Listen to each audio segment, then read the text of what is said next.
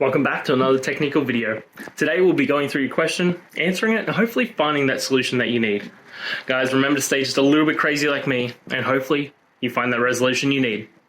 Anyway, let's continue on.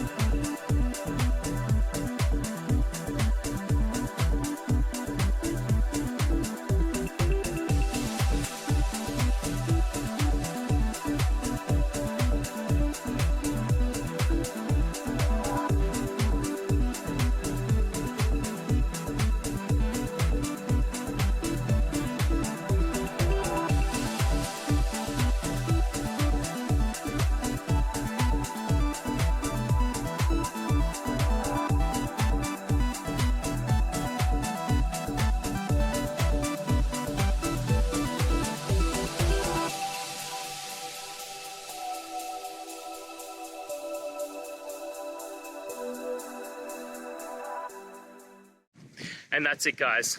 We've gone through your question, hopefully found that solution you're looking for. If we did, please hit subscribe. I really appreciate it. And until next time, you need technical help, I hope you have a good one. Cheers.